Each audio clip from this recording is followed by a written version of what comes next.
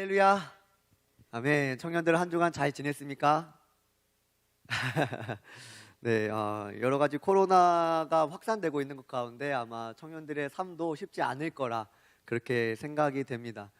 저도 확진이 되어서 저번 주에 나오지 못해서 사실 이 예배 자리가 얼마나 더 귀한지 더 피부로 와닿는 시간이었던 것 같습니다. 우리 계속해서 함께 레위기 말씀을 함께 보고 있습니다. 청년들 큐티 열심히 하고 있나요? 네, 매일 성경 큐티 그 본문이 레위기로 진행을 하고 있습니다. 할렐루야, 아시죠? 네, 그래서 레위기를 계속 보고 있어요. 여러분들 우리가 레위기를 함께 묵상해 나가면서 레위기의 내용이 쉽지 않습니다. 복잡합니다. 그런데 우리가 놓치지 말아야 될 것은 이 죄악된 백성이 하나님 앞에 어떻게 나아가야 되는지 레위기에서 잘 기록해 주고 있다라는 거예요. 오늘 우리가 함께 읽은 이 말씀에는 특별히 나병, 무슨 병? 나병에 대해서 말씀해 주고 있습니다. 이 나병을 쉽게 말해 주면 악성 피부병이라고 생각하시면 돼요. 악성 피부병. 이 나병에는 전염성이 있게 됩니다. 그래서 이 나병이 퍼진다라고 말씀하고 있어요. 레위기 13장 8절 말씀인데요. 우리 13장 8절 말씀을 함께 읽어보도록 하겠습니다. 시작. 진찰할지니 그 병의 피부에 퍼졌으면 그를 부정하다 할지니라. 이는 나병임이니라. 아멘. 그런데 13장에서 이제 볼 수 있는 것은 나병의 모습이 다양하게 나타난다라는 것을 볼 수가 있어요. 피부뿐만 아니라 집이나 병의 그 벽에 있는 것도 나병이라 부르는 것을 볼 수가 있습니다. 레위기 13장 47절 말씀입니다.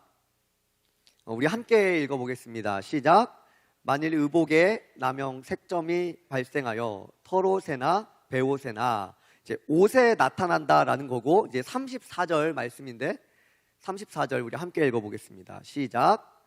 내가 내게 기업으로 주는 가나안 땅에 너희가 이를 때에 너희 기업의 땅에서 어떤 집에 나병 색점을 발생하게 하거든. 아멘. 이 나병이 옷에서도 나고 벽에도 발견이 된다라는 것을 말씀해 주고 있는 거예요. 여러분들 이러한 모습을 볼 때 우리가 단지 나병이라고 해서 어떤 피부병만 생각하면 조금은 좁고, 또 우리가 흔히 알고 있는 나병은 한센병이다라고 생각을 하는데, 성경 오늘 레위기 14장의 말씀만 봐도 그 나병의 범위가 훨씬 넓은 것을 오늘 말씀을 통하여 볼 수가 있습니다. 그러니까 이 벽에 난 나병은 꼭 곰팡이 같은 것을 말하겠죠.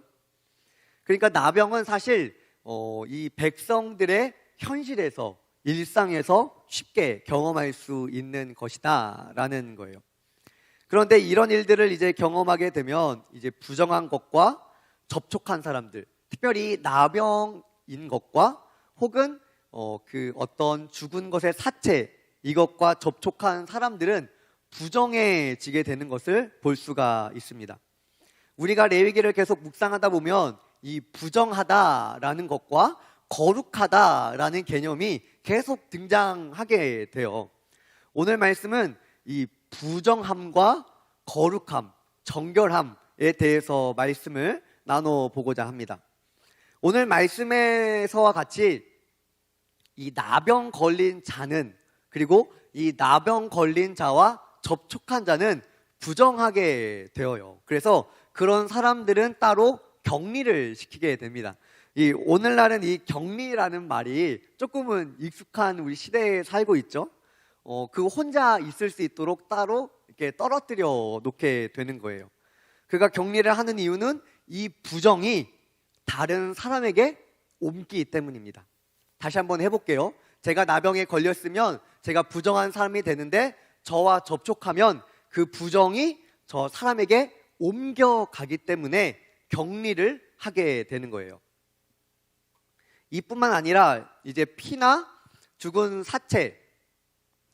사체를 만지거나 책을 만지거나 피부병이나 곰팡이 같은 부정한 것을 만지게 되면 이 만진 사람에게 부정함을 옮겨지게 되는 것이죠. 죽은 사체를 만져도 어떤 피부병이나 어떤 곰팡이나 체액을 만지면 그 사람도 부정하게 된다라는 거예요. 일례로 레위기 12장에는 아이를 낳은 산모는 일정 기간 동안 부정하게 됩니다. 그러니까 여자들이 출산하는 거는 자연스러운 일이잖아요. 출산을 하면 일정 기간 부정하게 되는, 그러니까 격리하게 되는 기간을 갖게 되는 거예요. 우리가 읽었듯이 피부병이나 어떤 곰팡이나 이런 것들이 생기면 또 부정하게 되고요. 남녀 관계에서 있어서도, 성관계에 있어서도 이 정결과 부정에 대해서 원칙을 말해주는 것을 우리는 말씀을 통하여 볼 수가 있습니다. 또 자매들은 생리기간이 되면 부정하게 되는 거예요. 그러니까 접촉하게 안 되는 거죠. 그러니까 여러분들 이 부정한 것에 대해서 우리가 잘 알 필요가 있는데, 이렇게 부정하다라는 것이 일상 가운데 흔히 일어나던 일이다라는 것입니다. 그리고 이 부정함에 대해서 레위기는 말씀해주고, 그러면 어떻게 하면 정결하게 될 수 있는가라는 것을 말씀해주는 것이 바로 레위기 말씀인 것이죠. 우리가 이 정결과 부정, 이것 가운데 특별히 우리가 부정하다라는 것을 이해할 때에 오해하지 말아야 될 것이 있습니다. 그것은 정결은 깨끗한 것이고 부정은 뭔가 불결하고 비위생적이다라고 오해하는 거예요. 저희가 앞에서도 봤듯이 이 부정하다라는 게 굉장히 일상에서 흔히 경험할 수 있는 일이다라는 거예요. 이 부정함이 하나님의 저주 아래 있다라는 의미가 아니고요. 또 격리된다라는 것이 이 공동체로부터 떨어진다, 이 공동체의 사랑으로부터 제외된다라는 말도 아니다라는 거예요. 이 정결과 부정에 있어서 근본적인 의미는 성막으로의 출입, 이 예배로 나아가는 것과 연관이 있게 됩니다. 정결한 사람은 하나님께 예배 드리기 위해서 이 성막으로 나아갈 수 있었어요. 반대로 부정한 사람은 부정하기 때문에 이 성막으로 나아갈 수가 없었던 것이죠. 그러니까 하나님께 예배 드릴 수 있느냐, 하나님 앞에 나아갈 수 있느냐 없느냐가 바로 정결과 부정의 정의다라는 거예요. 레위기는 이 레위기에서만 거룩이라는 단어를 51번을 기록해 주고 있어요. 그 중에 대표적인 말씀이 레위기 11장 45절 말씀입니다. 우리 레위기 11장 45절을 함께 읽어봅니다. 11장 45절 이 말씀 맞아요? 이 말씀 읽습니다. 시작.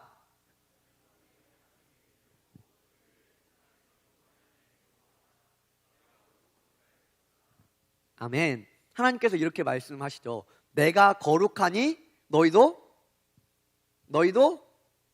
거룩하라, 거룩할지어다 라고 말씀하고 있는 거예요. 여러분들, 여기서 말하는 거룩이라는 거, 이건 역시 우리가 생각하는 것처럼 도덕적으로 깨끗하고 선한 것, 우리는 그렇게 거룩이라는 개념을 이해하고 있지만, 사실 거룩이라는 것은 그것을 포함한 더 넓은 범위를 말해주고 있어요. 여러분들, 하나님이 거룩하시다라고 말씀하고 있죠. 하나님이 거룩하시니 너희도 거룩하라. 하나님은 거룩하시다. 이 거룩이라는 개념은 사실 따라해 볼게요. 구별. 거룩은 구별이다 라고 생각을 하시면 돼요. 하나님은 거룩하시다 라는 것은 하나님은 구별된 분이다 라는 거예요. 여러분들, 구별이라는 것을 우리가 생각할 때 뭔가 조금 다르고 경계가 있는 것을 의미하는 것이죠. 제가 설명을 해보겠습니다. 하나님은 온 땅을 창조하시고 온 땅에 생명을 주셨습니다. 온 땅에 생명을 주신 하나님은 놀라운 능력을 가지신 하나님이신 거예요. 그러니까 하나님과 같은 분이 없는 유일무이한 한 분이신 하나님이시죠. 그래서 하나님은 다른 그 무엇과 구별되신 분입니다. 할렐루야. 그래서 부정한 상태에서 우리가 하나님 앞에 나아가면 그 부정함 때문에 생명을 잃을 수도 있는 것이죠. 이것은 거룩함이 나쁘다. 그래서 거룩함과 가까이 가면 우리가 생명을 잃게 된다라는 것이 아니죠. 거룩하다라는 것이 너무나 좋은 것이기 때문에 우리가 나아갈 때에 부정함 가운데서 나아갈 때에 우리의 생명의 위협을 겪는 것을 볼 수가 있습니다. 예를 들면 태양이 있어요. 이 태양을 이 거룩이라고 한번 비유를 해볼게요. 태양이 거룩입니다. 그래서 이 태양은 우리에게 굉장히 좋은 것을 주죠. 우리로 하여금 따뜻하게 하고 밤은 태양이 안 비추니까 어두워서 무섭잖아요. 낮에는 환하게 밝혀주는 역할을 이 태양이 하게 됩니다. 이 태양은 구별되어 있죠. 그리고 유일하죠. 한계죠. 그래서 이 태양이 엄청난 에너지를 가지고 있기 때문에 이 태양에 가까이 가면 어떻게 됩니까? 모든 게 다 타버리게 되는 것이죠. 마치 존재가 없어지게 되는 것입니다. 마치 거룩하신 하나님 앞에 거룩하지 않은 것이 가까이 가면 생명을 잃어버리게 되는 것처럼 그렇다라는 거예요. 그래서 부정한 자는, 정결하지 않은 자는 하나님 앞에 나아갈 수가 없는 것이죠. 이거에 관해서 하나님께서는 모세에게 이렇게 말씀하셨어요. 출애굽기 3장 5절 말씀인데 우리 함께 읽어봅니다. 시작.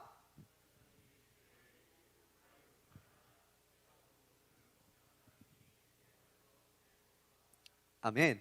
하나님께서 출애굽기 때 이제 모세에게 이렇게 말씀하시죠. 이리로 가까이 오지 말라. 내가 선 곳은 거룩한 땅이니 내 신을 벗어라 라고 말합니다. 그런데 여러분들 이 땅, 이 장소가 특별한 장소가 아니에요. 사실 이 모세가 서 있는 그 땅은 모세가 양을 치던 곳 중에 하나였고 평소에 모세가 다니던 곳 중에 하나였을 거예요. 그런데 그때는 하나님께서 모세를 만난 그때는 거룩하신 하나님이 그곳에 계시기 때문에 그곳이 거룩하게 되었던 것이죠. 또 한 번 있습니다. 모세가 시내산에서 하나님을 만날 그때에도 시내산 둘레에 경계를 치게 됩니다. 우리 출애굽기 19장 12절 말씀 한번 읽어볼게요. 시작.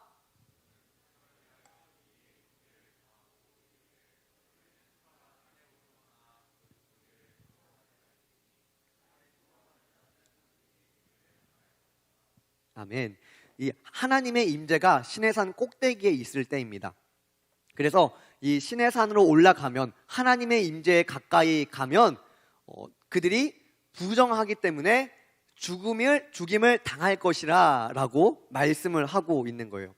거룩한 하나님이 그곳에 계시니 거룩하지 않았던 장소가 거룩한 장소가 되는 것이고 그 거룩하신 하나님 앞에 거룩하지 않은 사람은 가까이 갈 수가 없던 것입니다. 그런데 여러분, 특별한 일이 일어납니다. 이 거룩하지 않은 백성들 가운데에 하나님께서 임재하시게 되는 거예요. 출애굽기가 끝날 무렵에 성막이 완성되었고 하나님의 임재가 그 성막에 임하게 됩니다. 출애굽기 40장 34절 말씀이에요. 우리 함께 읽어봅니다. 시작.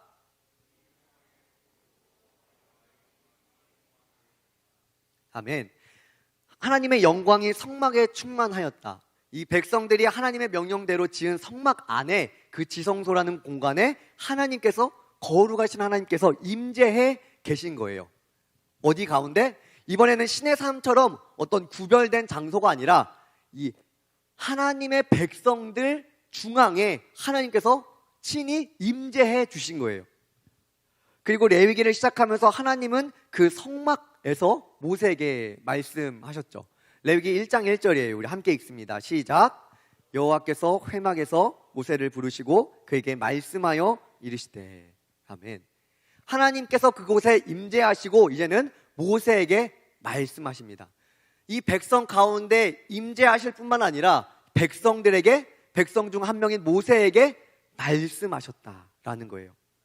그리고 백성들이 성막에서 예배를 드리게 됩니다. 그 가운데 놀라운 일이 일어나게 되죠. 우리 22절로 24절인데요. 함께 읽어봅니다. 시작.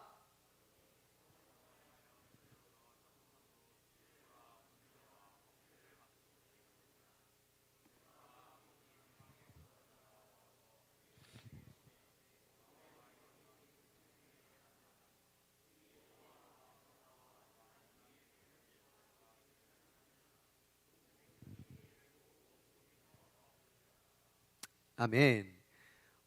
불이 떨어져서 그 번제물을 다 사르게 되는 거예요. 정말 너무 놀라운 일이 벌어지게 된 거죠. 그리고 이 하나님의 임재의 절정은 지성소라는 공간에 있게 됩니다. 이 지성소라는 공간은 거룩한 공간이어서 제가 앞에서 설명했듯이 구별된 공간이 되는 것입니다. 이 장소에는 1년에 딱 한 번, 1년에 몇 번? 딱 한 번 나아갈 수가 있었어요. 그것도 대제사장 한 명만. 이 날이 바로 어떤 날이냐면 레위기 16장에 나오는 대속죄일이었어요. 이 대속죄일에만 대제사장 한 명만 이 지성소 안으로 들어갈 수 있었습니다. 그래서 레위기에서는 대속죄일이 중요한 개념이 되는 것이고, 이 날에 백성의 모든 죄를 사해주는, 그래서 백성들이 다 모두가 정결해지는 그 날이 이 대속죄일이 되는 것이죠. 이후에 이사야 말씀에는 여러분들 독특한 말씀이 있습니다. 이사야가 환상을 보게 됩니다. 그런데 그 하나님의 보좌, 하나님께서 앉아 계신 의자, 계신 곳을 보게 되는데 그 옷자락에 그 보좌에 옷자락이 가득한 그 성전, 하나님이 계신 곳을 보게 됩니다. 이사야는 자신이 그 모습을 보고 내가 하나님을 환상 중에 보고 있구나 라는 것을 알게 되었어요. 그리고 이사야가 이렇게 말씀합니다. 6장 5절 말씀 함께 읽습니다. 시작.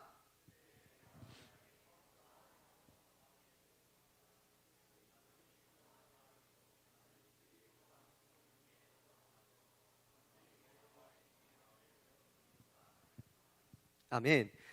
청년들, 제가 앞에서 부정한 사람이, 거룩하지 않은 사람이 하나님께 나아가면 어떻게 되는지 말했습니다. 이사야가 이렇게 말하고 있죠. 나는 어떤 사람이다? 나는 부정한 사람이다. 나는 정결하지 않은 사람이다. 나는 거룩하지 않은 사람이다. 그런데 내가 하나님을 뵈고 있으니 내가 어떻게 되었다?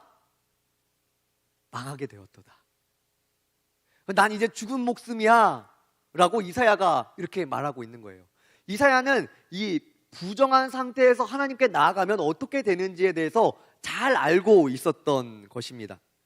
앞에서도 모세 역시도 그 불타는 떨기나무 앞에서 하나님께서 더 이상 오지 말라라고 말했죠.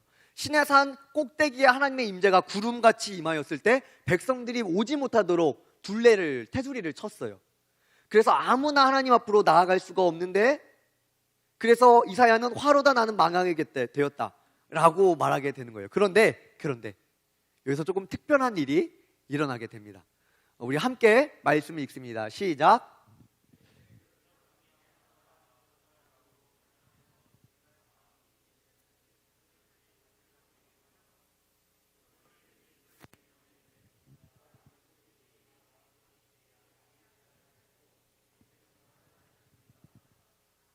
아멘. 이전에는 부정한 상태에서 하나님 앞으로 나아가면 죽게 되었어요. 이것을 이사야도 너무 잘 알고 있는데, 그때 갑자기 천사 스랍이 이 숯을 가지고 이사야의 입술에 이 숯을 대게 됩니다. 그랬더니 7절에 뭐라고 말합니까? 악이 제하여졌고 죄가 사하여지게 되었다. 이사야의 부정함이 사라지게 되었다. 다르게 얘기하면 이 부정한 이사야가 정결하게 되었다, 거룩하게 되었다 라고 말씀해 주고 있는 거예요. 여러분들, 우리가 앞서 말했던 이 레위기에서 나오는 그 부정함과 정반대되는 일이 이사야에서는 일어나고 있는 거예요. 부정함이 부정함으로 옮겨지는 것이 아니라, 부정함이 아니라 거룩함이 부정함으로 옮겨 부정한 사람이 거룩하게 되는 그 모습을 이사야에서 볼 수가 있는 거예요. 에스겔 말씀에서는 여러분들 이런 환상을 또 보게 됩니다. 성전에서 물이 나오게 됩니다. 성전에서 물이 나와서 점점 불어서 강물을 이루게 되는데, 이 강물이 닿는 곳마다 죽은 것들이 살아나게 돼요. 그러니까 죽은 것들로 인하여 이 강물이 더러워지는 것이 아니라, 이 강물이 닿는 곳마다 죽었던 것들, 부정했던 것들이 생명으로 살아나게 되는 것을 보게 됩니다. 우리 에스겔 47장 9절 말씀을 우리 함께 읽어봅니다. 시작.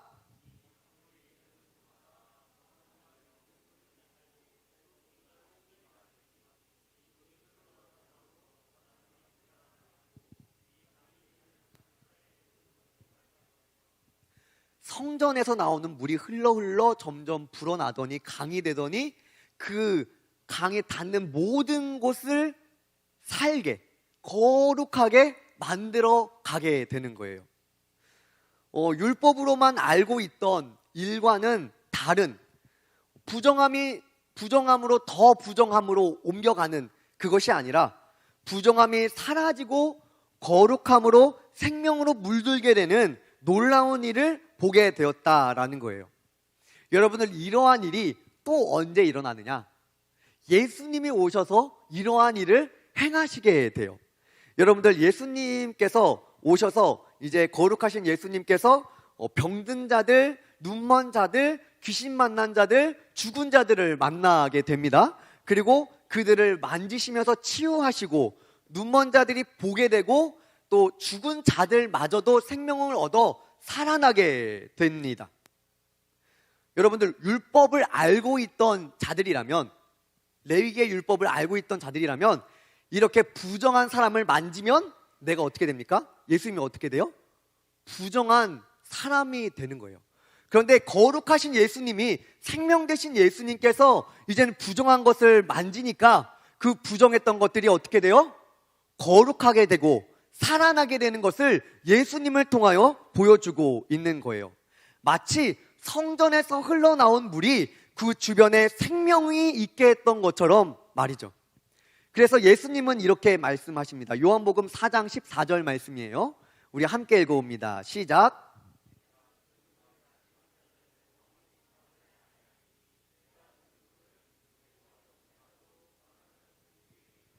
아멘. 예수님이 주는 물은 어떻게 한다고요? 영생하도록 솟아나는 샘물이 되리라. 그리고 또 예수님께서 요한복음 7장 37절 38절에 이렇게 말씀하십니다. 우리 읽어볼게요. 시작.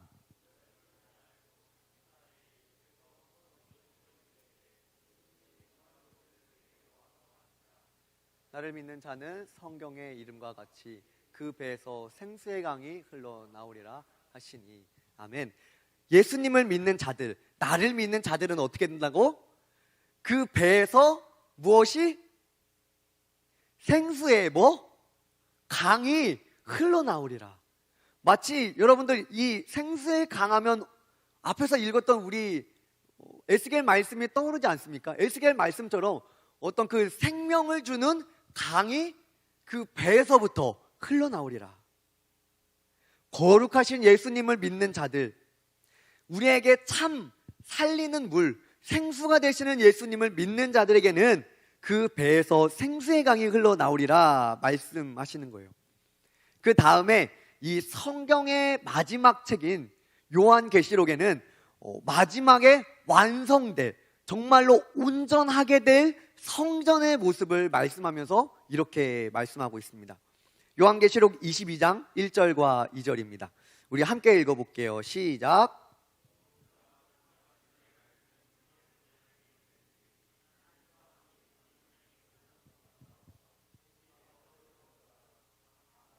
생명나무가 있어 12가지 열매를 맺되 달마다 그 열매를 맺고 만국을 치유하기 위하여 있더라. 아멘. 1절을 보시면 이 어린 양의 보좌로부터 이 생수의 강이 나오는 거예요. 흐르는 거예요.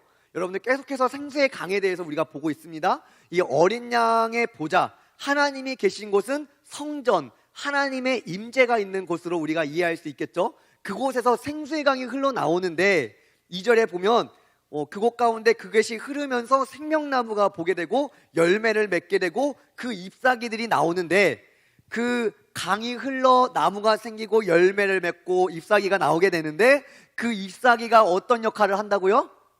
만국을 치료하게 된다. 여러분들, 레위기를 우리가 읽고 있습니다. 레위기를 읽고 있는데 여기서 하나님은 이 백성들에게 하나님이 거룩하니 너희도 거룩하라 라고 말씀하고 있어요. 이것을 달리 얘기하면 하나님은 구별된 분이니 너희도 구별된 삶을 살아라 라는 거예요. 거룩은 구별이니까. 그래서 말씀하신 정결의 방법으로 그들의 삶을 정결하게 살아가고, 그래서 그들은 정결하게 되었을 때에 하나님의 임재 앞으로 성막으로 나아갈 수 있었던 것이죠. 오늘날에는 우리는 예수님을 믿게 됩니다. 그리고 예수님께서 우리 안에 거하시게 되는 것이죠. 그래서 우리 안에는 생수의 강이 흘러 넘치는 삶을 우리는 살아갈 수 있는 거예요. 그리고 그렇게 예수님을 믿는 자들, 생수의 강이신, 생물이신 예수님을 우리의 심령에 모시는 자들은 거룩한 삶, 구별될 삶을 살아가게 됩니다.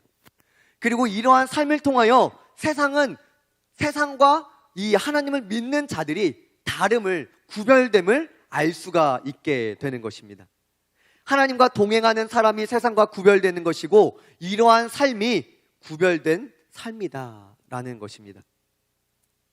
청년들, 그러니 사실 세상이 우리를 볼 때에 참 매력적으로 느껴져야 돼요. 아, 예수 믿는 삶이 참 매력적이구나, 참 좋구나, 참 복되구나 라는 것이 느껴져야 된다라는 거예요. 왜 그러냐? 예수님을 우리 안에 모시고 사는 자들, 믿고 사는 자들 안에는 하나님으로 인한 기쁨과 감사가 있습니다. 세상에서 우리가 살다 보면 우리가 하나님을 믿기 전에는 감사하고 기뻐해야 될 때는 어떤 이유가 있어요. 이유 없이 막 하하호호 하는 사람을 세상은 좀 이상하게 이게 바라보게 되죠. 그런데 우리는 세상에서는 어떤 이유가 있어야 감사하고 기뻐할 수가 있는데, 우리는 어떤 이유가 없어도 감사할 수 있고 기뻐할 수 있는 이유가 있는 거예요. 왜 그렇습니까? 우리 안에는 멈추지 않는 생수의 강이 흐르기 때문이에요. 이 어린 양으로부터 흐르는 강물이 우리에게 닿기 때문이고, 우리가 예수님을 믿음으로 우리가 어떤 특별한 일이 없어도 우리는 늘 기뻐할 수 있고 감사할 수 있는 이유가 있다라는 거예요. 그리고 이제는 이 생수의 강이 우리를 거쳐서 어디로 흘러야 되냐? 세상으로 흘러가야 되는 것이죠.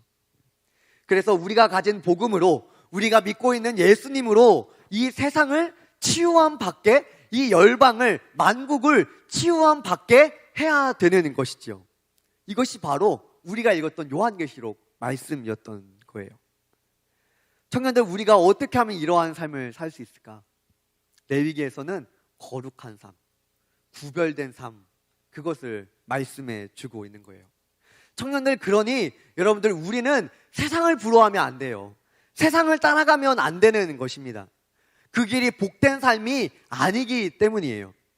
하나님을 믿고 하나님을 따르는 삶이 정말로 복된 삶이며, 이 만국을 치유하며 정말로 아픈 자들을 치유할 수 있는 길이 하나님을 따르는 길이다, 구별된 삶이다 말씀하고 있는 것입니다. 청년들, 그러니 우리는 거룩한 삶을 살 수 있는 거예요. 앞에서 보았습니다. 우리가 거룩해서 거룩한 삶을 살 수 있는 게 아니라, 우리는 부정하나 거룩하신 예수님이 닿는 곳마다 어떻게 돼요? 거룩하게 되는 거예요. 그러니까 우리가 거룩한 게 아니라 거룩하신 예수님이 우리와 함께 계시니 우리가 거룩해 되는 것이지요. 우리는 그 거룩한 삶을 살아갈 능력과 힘이 없죠. 그런데 그 일을 누가 가능케 하세요? 우리 안에 계신 예수님이 그렇게 하시는 거죠. 그러니 우리는 예수님 앞에 우리의 삶을 내어드리는 구별된 삶을 살기만 하면 예수님을 닮은 삶, 예수님을 따라가는 삶, 예수님과 동행하는 삶을 살게 되는 것이죠. 우리 이 시간에 함께 찬양하면서 결단하며 기도했으면 좋겠습니다. 정결한 마음 주시옵소서. 함께 찬양하고 결단하길 원해요. 청년들, 분명한 것은 하나님께서는 우리에게 거룩한 삶, 구별된 삶, 세상과는 다른 삶을 살아라 라는 거예요. 우리가 그렇게 살아갈 때 어떻게 되느냐? 이 생수의 강이신 예수님이 우리와 함께 계시기 때문에 우리를 통하여 이 세상이 치유되는 놀라운 일들이 일어나게 되는 것이죠. 그래서 오늘도 우리는 하나님, 나의 마음을 정결하게 하여 주시옵소서, 나를 거룩해 하여 주시옵소서, 이렇게 기도하며 구하며 나아가는 것입니다. 우리 다 자리에서 일어나 볼까요?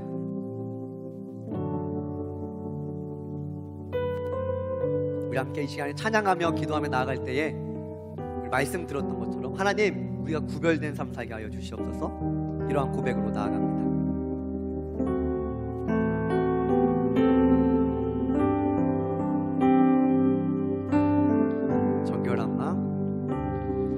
정결한 맘 주시옵소서.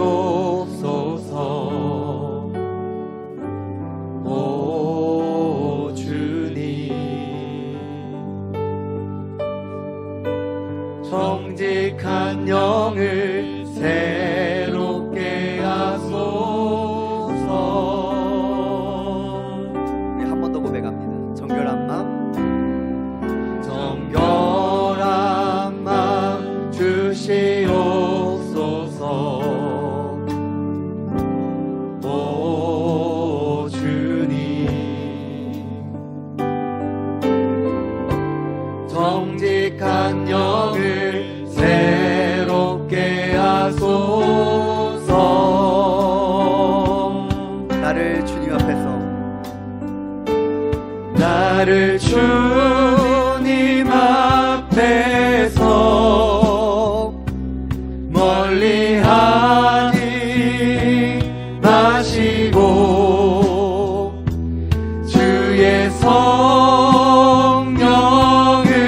거두지 마옵소서.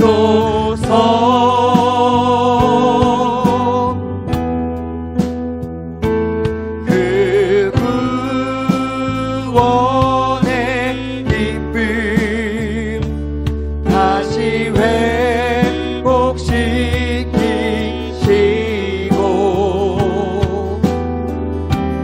변치 않는 맘 내 안에 주소. 우리 처음부터 고백하며 나아갑니다. 정결한 마음 주시옵소서. 정결한 맘 주시옵소서. 오 주님, 정직한 영을, 정직한 영을 새롭게 하소서. 나를 주님 앞에서, 나를 주님 앞에서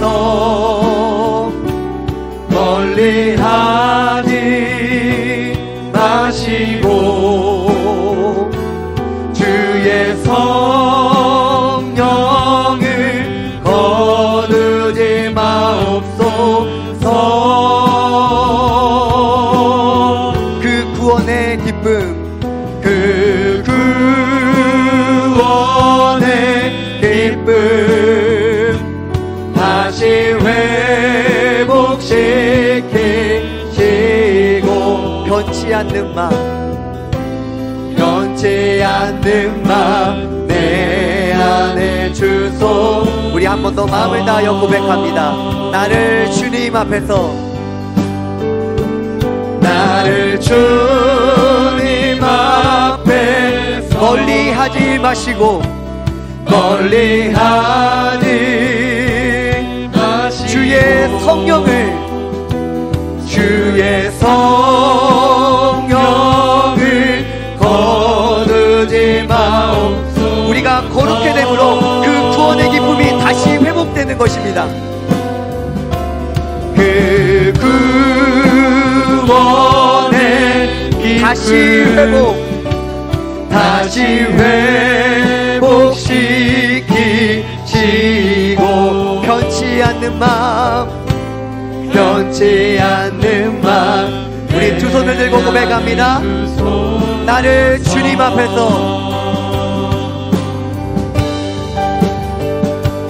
나를 주님 앞에서 멀리하지 마시고 주의 성령을